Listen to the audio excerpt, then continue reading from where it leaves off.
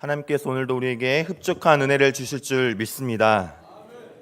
제가 신학대학원에서 신학을 공부하고 또 신앙 훈련을 받을 때 지금 생각해 보면 당시에는 조금 의무적인 룰이어서 조금 귀찮을 때도 있었지만 지금 돌아보면 참 좋았던 순간은 하루에 2번의 이제 채플 및 예배가 정해져 있었다는 겁니다.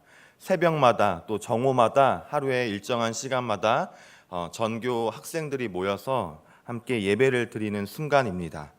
그 예배를 통해서 다양한 교수님들의 말씀을 들을 수 있었고 또 교회 또 유명하신 목사님들의 말씀을 들을 수 있는 기회가 있었습니다. 그 많은 목사님들과 교수님들의 설교 중에 기억에 남는 설교 몇 가지가 있습니다. 바로 또 우리 교회에서 유명하신 방지일 목사님의 설교를 접했던 기억이 있습니다. 방지일 목사님은 당시 나이가 104세의 나이로서 까마득한 신학의 후배들에게 말씀을 전해주셨고 공교롭게도 그해 10월에 104세의 나이로 소천하셨습니다.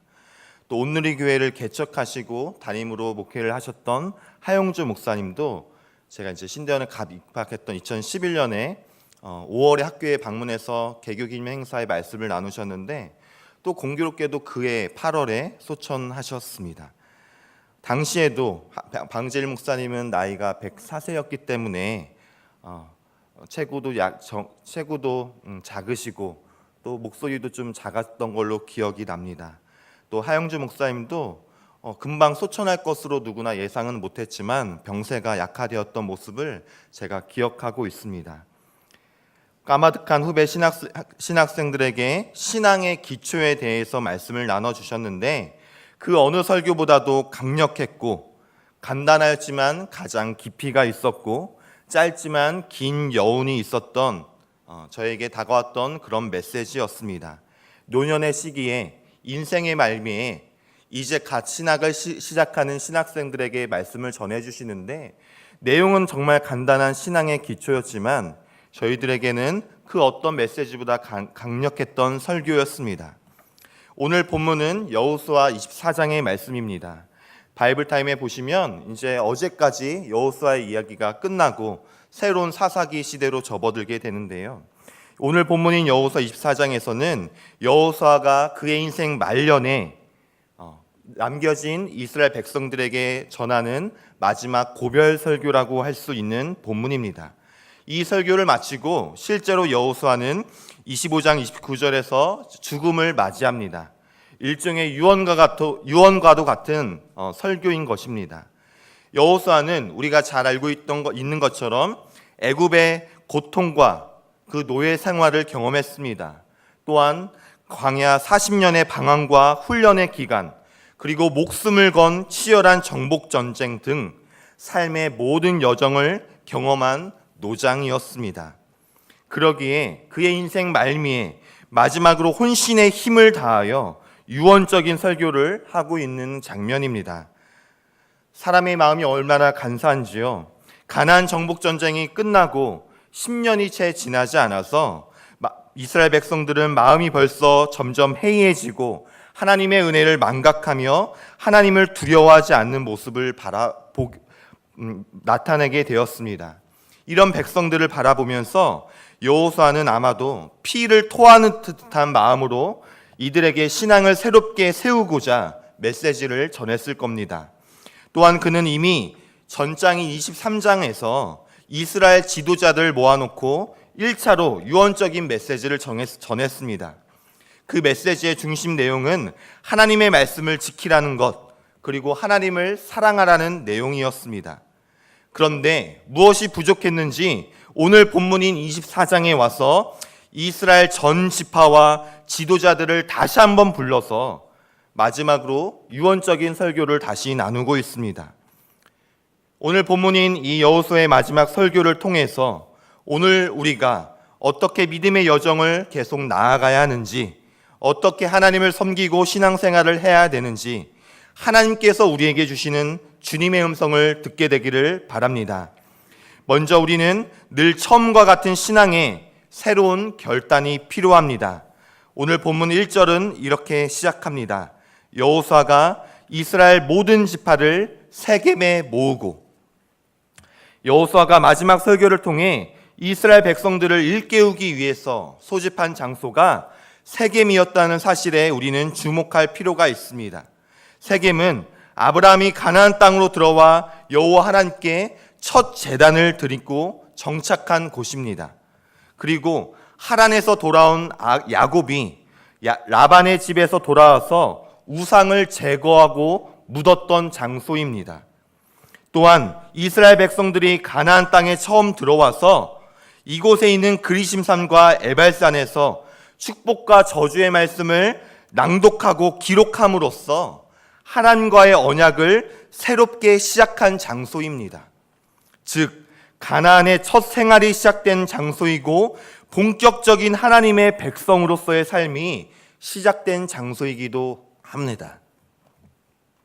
이처럼 하나님의 백성으로서의 삶이 처음 시작되었던 장소, 그 장소에서 다시 한번 하나님과의 이스라엘 백성 사이의 언약을 확인하고 새롭게 다짐하고자 여호수아는 모든 지파와 지도자들을 이 세겜이라는 장소에 모집한 것입니다.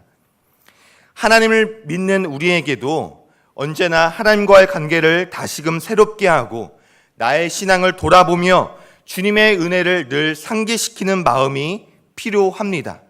그래서 첫 믿음의 때, 하나님과의 첫 사랑의 때를 늘 잊지 말아야 한다는 말이 우리는 많이 듣고자 합니다.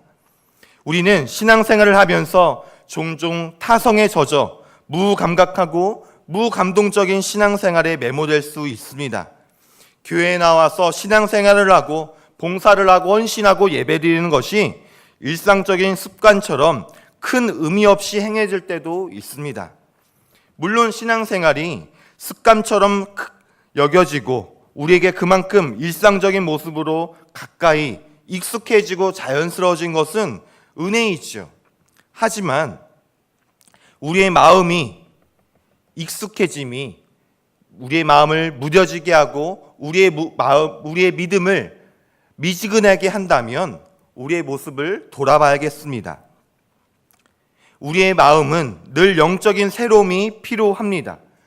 주일 예배를 통하여서 오늘 목사님께서 주시는 선포되는 말씀을 통해 오늘 나에게 새롭게 주시는 하나님의 말씀, 오늘 우리 가정과 나의 삶을 회복시키시는 하나님의 그 은혜, 역사하신 하나님의 그 은혜에 대한 사모함과 충만함이 우리에게도 늘 있어야 합니다. 그렇다면 그 하나님과의 관계, 첫 마음과 새로운 결단을 이어갈 수 있는 방법은 무엇이겠습니까? 그것은 바로 우리를 구원하시고 생명을 주시기 위해 지신 예수 그리스도의 십자가를 바라보는 것인 줄 믿으시기를 바랍니다. 저 십자가에 달리신 사람이 내가 아니라 하나님의 독생자 예수 그리스도라는 사실, 저 십자가에 달리신 예수님이 그 예수님의 죄의 몫이 나의 죄와 허물이라는 사실, 나의 영혼을 죄와 사망에서 생명으로 인도하시기 위해 주님께서 사랑을 보이시고 나타내셨다는 사실을 우리는 십자가를 바라보며 늘 기억해야 합니다. 바라옵기는 특별히 사순절 기간을 보내며 예수님의 십자가를 더욱 깊이 묵상함으로써 늘 새로운 하나님의 풍성하신 은혜와 성령님의 충만하심과 예수 그리스도의 사랑을 늘 새로이 경험하는 복된 시간이 되기를 바랍니다. 둘째로 하나님 앞에서 우리의 그릇된 신앙과 삶의 자리를 떠나는 결단이 필요합니다. 본문 2절, 3절 말씀에서는 아브라함의 아버지 데라에 대한 말씀이 언급되고 있습니다.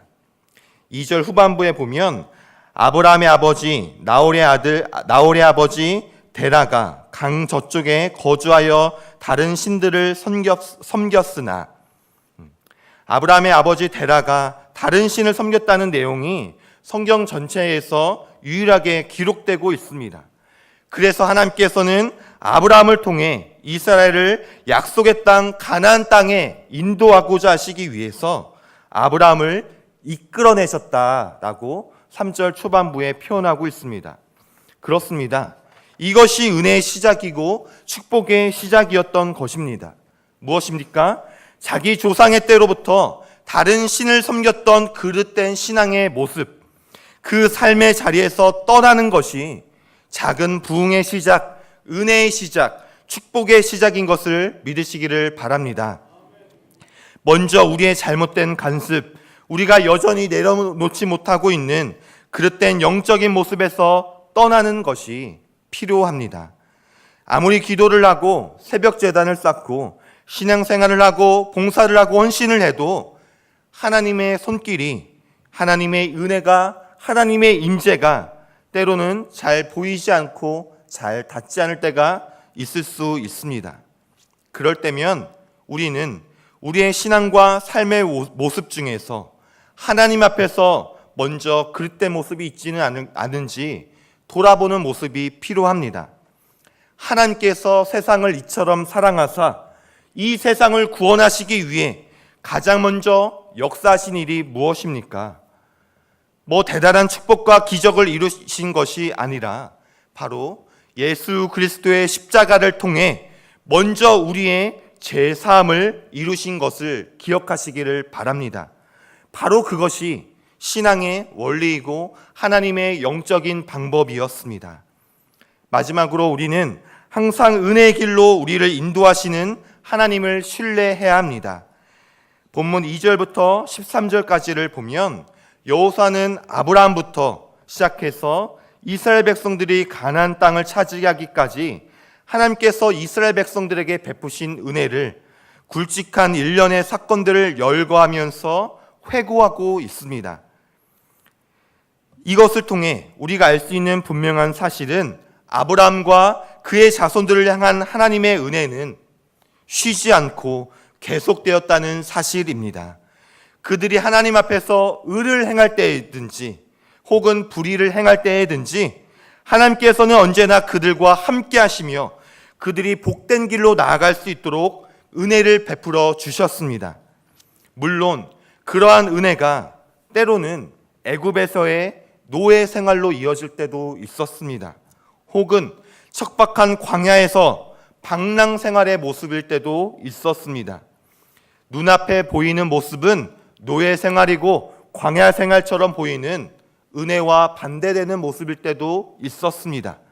그래서 하나님을 향하여 불평과 원망, 불신으로 나아갔던 이스라엘 백성들의 모습도 우리는 잘 알고 있습니다.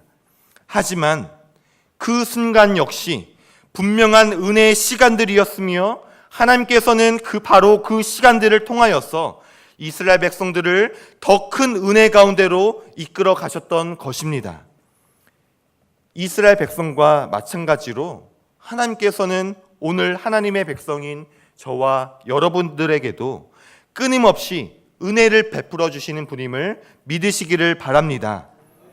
우리가 때로는 느껴지지 않을 때에도 또한 은혜라기보다는 오히려 고난이고 힘듦의 시간처럼 느껴지는 그 순간에도 하나님께서는 멈추지 않으시고 우리를 향하여 은혜를 베풀고 계십니다. 하나님의 백성인 저와 여러분을 향한 하나님의 은혜는 절대 쉼이 없으심을 기억하시기를 바랍니다. 때로는 따뜻한 사랑과 은혜의 손길로, 때로는 연단의 시간으로, 때로는 잘못된 길로 나아가는 우리를 바로잡으시기 위하여서 견책과 경고하심으로 우리를 인도하고 계십니다. 그러므로 비록 견딜 수 없는 고난 중에 있을지라도, 소망을 가질 수 없는 상황 속에서라도 우리가 하나님의 은혜 안에 있으며 그 고난과 위기의 순간을 통하여 우리를 더 큰 은혜와 축복의 길로 인도하실 주님의 인도하심과 이끄심을, 그런 확신과 믿음을 가지시기를 바랍니다. 말씀을 맺으려고 합니다.